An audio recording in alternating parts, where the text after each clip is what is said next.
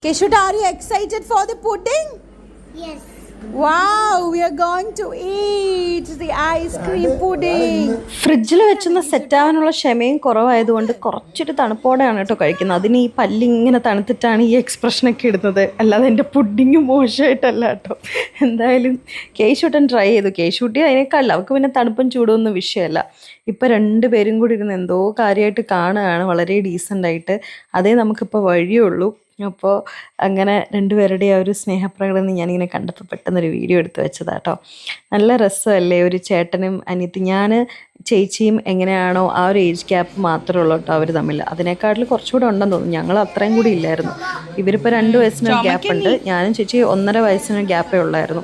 ഇപ്പോൾ രണ്ടുപേരും കൂടെ ചക്കയോപ്പേരിയൊക്കെ പൊട്ടിച്ചിട്ടിട്ട് അത് ചേച്ചി കൂടിയിരുന്ന് പറക്കുന്ന സീനാണ് കാണുന്നത്.